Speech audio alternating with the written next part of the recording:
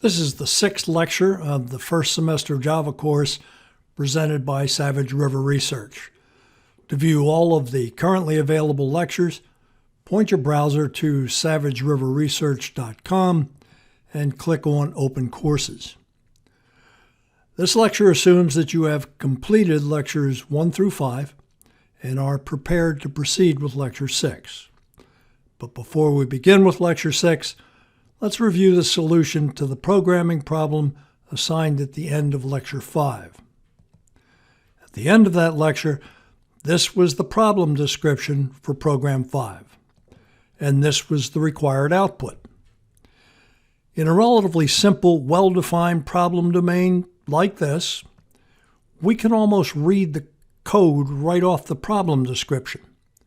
We're given 3 floating point radii, so we need to create and initialize 3 double variables to hold those.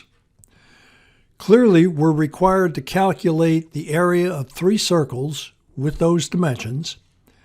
And if we have to calculate the area of 3 circles, we need variables to hold the results of the calculations for those 3 areas. So here they are.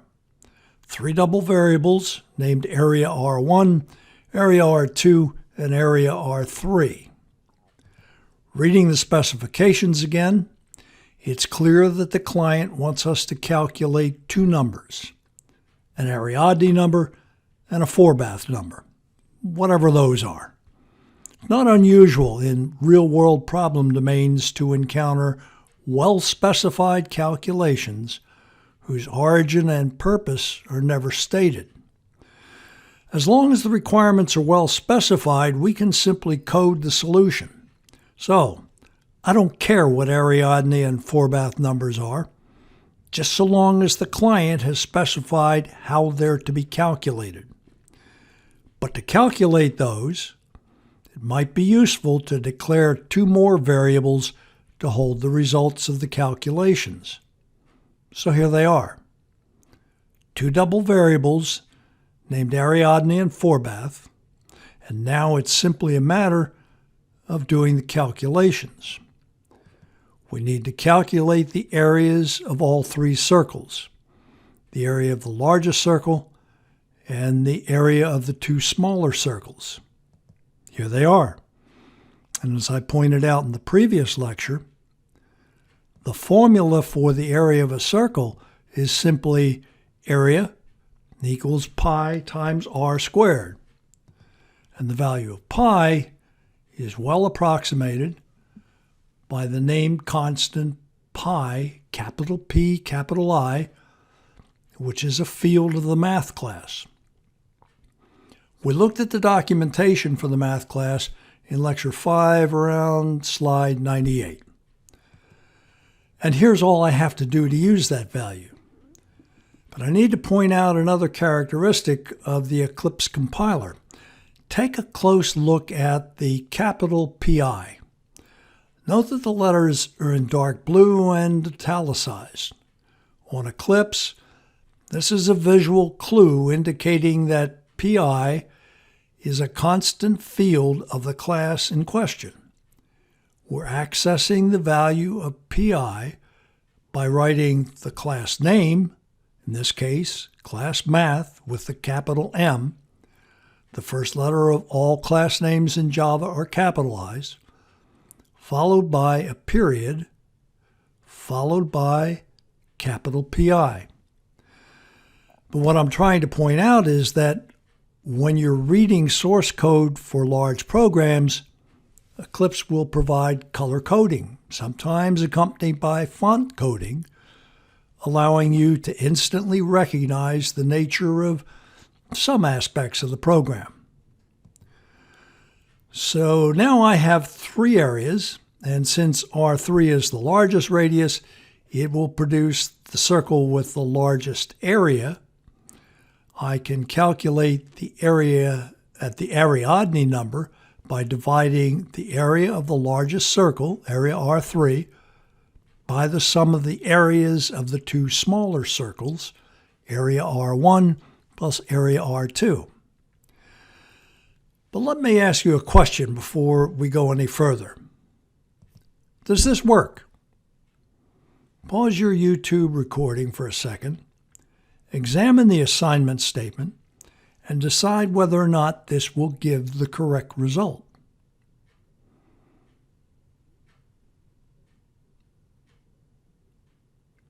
Remember this slide from the previous lecture? The division operator has a higher priority than the addition operator. So unless I force the order with parentheses, the expression will be evaluated like this. Area R3 will be divided by area R1, then the result of that division will be added to area R2, and the result will be incorrect. You have to enclose the area R1 plus area R2 in a set of parentheses as shown on line 20. You have to force the order of operations to get the correct result. Now all that remains is the Forbath number, which is calculated by dividing the Ariadne number by the product of the radii of the two smaller circles. And here it is. Now, the same question as before. Will this work? Again, pause the recording, examine the assignment statement, and decide whether or not this will give the correct result.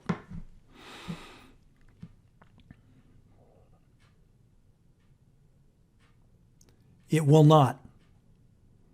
The default order of execution produces an incorrect result. Using an arbitrary set of values, the default order will first divide 6 by 2, then multiply by 3, and the result is 9. But if I first multiply 2 by 3, then divide by 6, the result is 1.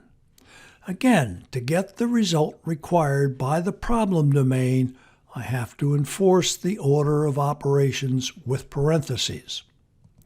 Okay. All we have to do now is print out the results exactly as the client required. And here's a larger view of my solution. The advantage of this solution in a first semester Java class is that I can trace the solution to the client's specifications. But it is clearly not the most efficient way to code this problem.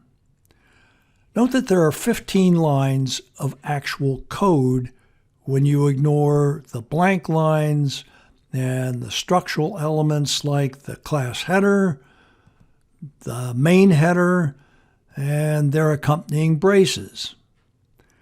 I can reduce the number of lines of code and the number of variables declared with these changes.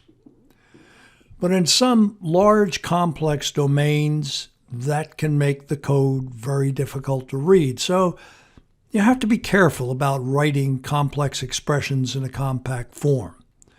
And if you do, you need to make it more readable. If I place my cursor here and click, the code after the divisor moves to the next line, which narrows the width of the code. I can make the font smaller by striking the Control key and that's the one labeled CTRL, striking the Control key and the minus key simultaneously. Now, going in the opposite direction, I can increase the font size by using Control and plus. Okay, if you're ready to move on, we can take a quick look at combined assignment operators. These operators allow the programmer to perform an arithmetic operation and an assignment with a single operator. Although they're not required, they're very popular since they shorten simple equations. Now, I introduced them because in software engineering, you'll spend a lot of time fixing somebody else's code, and you should be able to recognize these operators. I don't recommend them. My advice is always to make your code as explicit and readable as possible. Obviously, you're free to use them if they appeal to you. On the other hand, named constants are quite useful and highly recommended in real-world problems. Most programs have data that does not need to be changed. The value of pi doesn't change, neither does the speed of light or Boltzmann's constant. But the use of the reserved word final is not limited to physical and mathematical constants. For example, consider the case of accounting software. The tax rate for local governments, the states and the federal government, is referenced throughout the programs used by CPAs, but it changes from year to year. So if it's referenced in 40 places in your code and you use literals in those 40 places, you're going to have to change all of those when the rate changes. Named constants, created with the reserved word final, give a single point for changing those values when needed. Problem domains throughout business, science, math, engineering, and technology are riddled with those kinds of challenges. So, littering programs with literal values can make the program hard to read and really hard to maintain. Replacing literal values with constants remedies this problem. Constants allow the programmer to use a name rather than a value throughout the program. Constants are identifiers that can hold only a single value, and they're declared using the keyword final. By convention, constants are all uppercase, and words are separated by the underscore character. Constants do not need to be initialized when declared. However, they must be initialized before they're used, or a compiler error will be generated. Once initialized with a value, constants cannot be changed programmatically. That will also generate a compiler error. What you have to do to change the value is here in the original section of code, change it and recompile. Now, in all 40 or all 40,000 places in the code, the value of Cal sales tax that was 0.725 is now 0.927. So, now we have the meaning and purpose of another one of the 53 reserved words, also called keywords. We've just looked at the reserved word final. Now let's take a look at the string class. Java has no primitive data type that holds a series of characters. The string class from Java Standard Library is what's used for this purpose. In order to be useful, a variable must be created to reference a string object. So here we have the class name string and a variable city name. Notice the S in string is uppercase. As I said, by convention, class names should always begin with an uppercase character. But since the string class is defined in the Java Standard Library, the capital S is required. Primitive variables, like number, actually contain the value that they have been assigned. The value 25 will be stored in the memory location associated with the variable named number. But if I assign the text Charleston to city name will contain the address of an object. That object contains the address of the place in memory where the text Charleston is stored. Now remember, Charleston is actually stored as zeros and ones according to the ASCII protocol. C is 67 in decimal, which is equivalent to this binary sequence. You don't have to remember these conversions. I'm just trying to give you a sense of how the machine actually works. This sequence of zeros and ones, representing the capital letter C, will be found in the place in memory pointed to by the reference variable city name.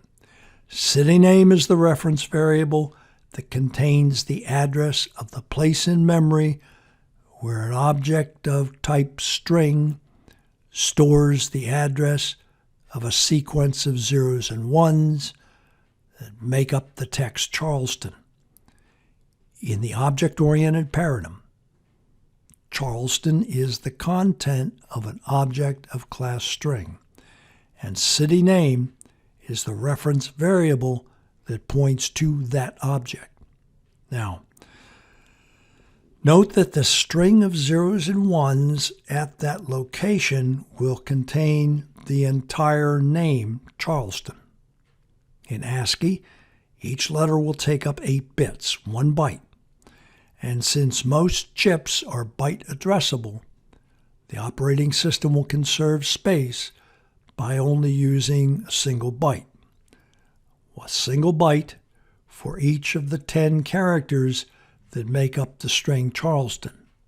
Now, contrast that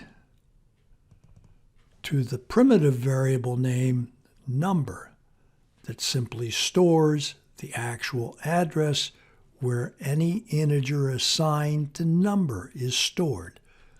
In this case, the binary equivalent of the decimal value 25. If we wrote these 2 lines in Eclipse, they'd look like this. Int is a reserved word. It shows up in red, just like all the reserved words we've looked at so far. String is the name of a class defined in Java. Like all other classes defined in Java, it shows up in black. A text literal, anything between a set of double quotes shows up in blue. Now, here's the language of the object-oriented analysis and design. This text literal, Charleston, is the content of an object of class string.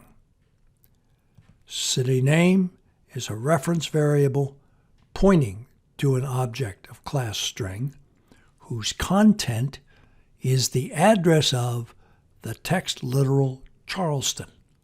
Now, to make the situation even more confusing, class string is the only class that permits objects of the class to be created this way.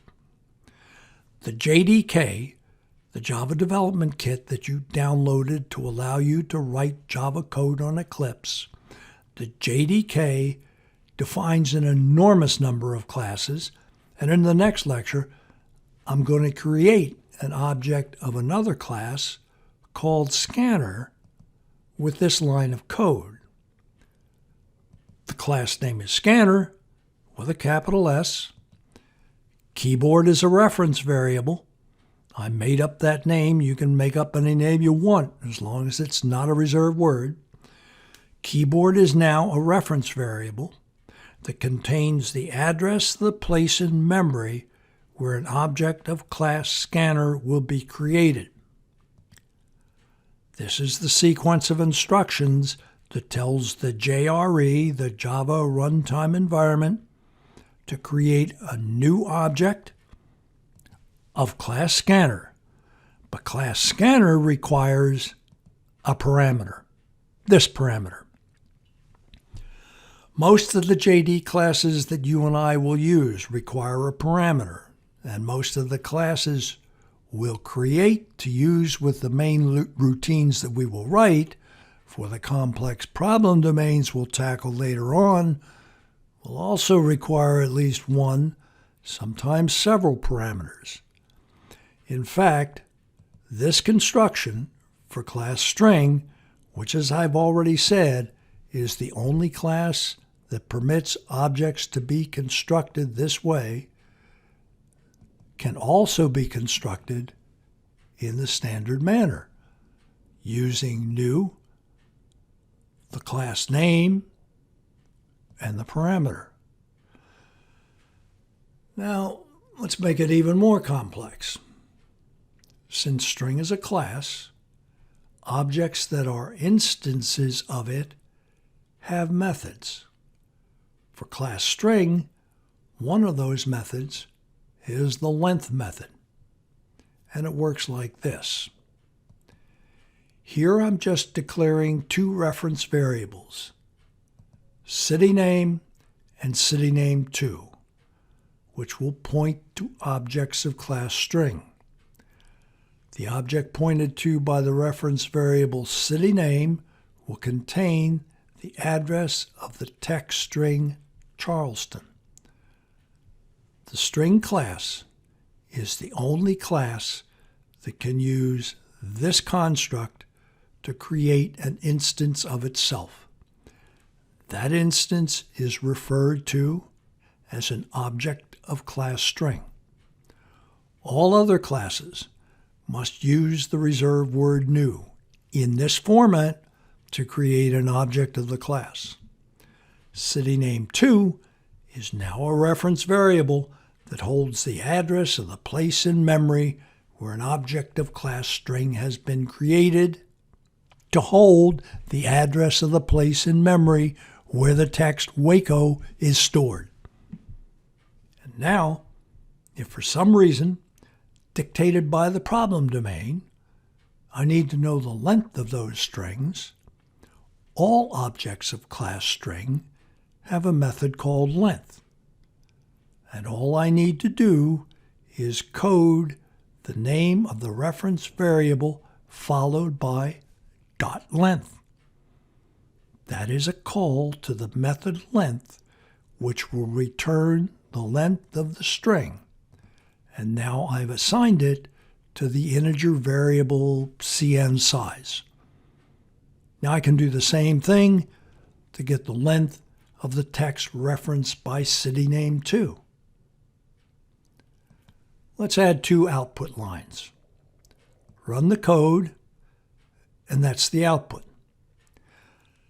But let's analyze it line by line. City name is a reference variable.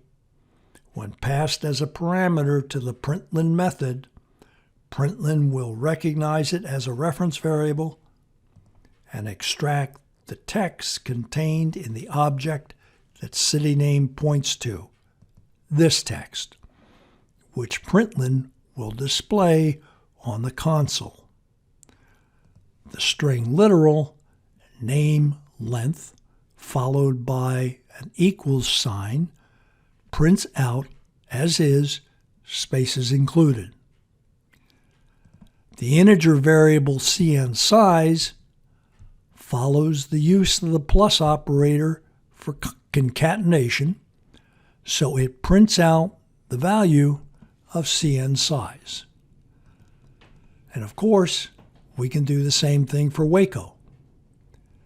But the obvious question is, where do we find the methods associated with objects of class string?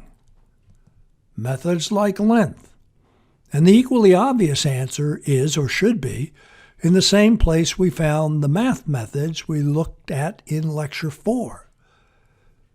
Now, I'll walk you through this again, but from now on you should be exploring the Java documentation routinely on your own if you're going to be successful in acquiring the expertise to master the tightly coupled fields of cryptography and networking, using Java as the structural foundation for addressing the wide variety of problem domains that come with that territory.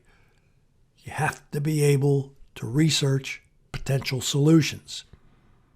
So, open your browser with this URL, and from this Help Center screen, select Java SE documentation, which produces the JDK17 documentation screen. Now scroll down on that to find API documentation under specifications. And if you click on that, you're in the overview for the Java platform. Java Platform Standard Edition and Java Development Kit version 17 API specification. Now, in the search box, type string with a capital S, and you'll immediately get the drop-down shown here. Click on the first option, java.lang.string, which takes you to the documentation for class string. Put your cursor on the scroll bar and drag it down to here, where you'll find the link to the documentation for method length. Click on length, and you get a detailed description of that method. Before we leave this documentation, let's go back to the top of the page.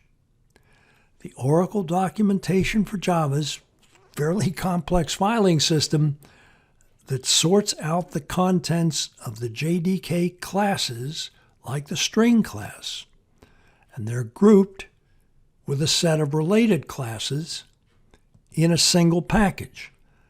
The string class is one of the large number of classes grouped in package java.lang, java.language, an abbreviation for language. And the first line in the description says it all. Package java.lang provides the classes that are fundamental to the design of the Java programming language. Packages are in turn grouped into modules. All of the modules are enumerated in the overview. The JDK in total contains an enormous set of classes capable of providing code that can be used to write computational solutions to an enormous variety of problem domains. The trick, of course, is to gain enough familiarity with the existing Java classes to be able to use these off-the-shelf solutions. And to a large degree, gaining that familiarity requires competence in manipulating the filing system that underlies the Oracle Java documentation. Now, in a moment, I'm going to ask you to code the solution to a problem that requires the manipulation of strings. But before I do that, let's work backward through this filing system to locate class string. From here, I'll click on the link for module java.base, which takes me here, where the packages stored in module java.base are listed, and I'll click on java.language, java.lang, which takes me to that package. At package java.lang, we're going to scroll down to find class string. Now, click on string to get the description page for that class. Then scroll down to the methods for class string. To solve the programming assignment, you may wish to take a closer look at the methods char@, and concat. Then scroll further down to methods uppercase. Now, here's the problem. Program 6. Given the 5 strings shown, your output should capitalize and concatenate those 5 strings just as shown. Then report the total length of the concatenated string. Then report the 5th, 13th, and 23rd uppercase letters of that concatenated string. But remember, that your solution should work with any set of 5 strings, any set that has at least 24 letters in total. And pay attention to the formatting of the output. But obviously, if your code will work with the 2 examples I've just given here, it will work with any similar set of strings. This is what we covered in Lecture 6. The solution to Program 6 will be covered at the beginning of the next lecture, Lecture 7, where we will also cover comments and scanner input.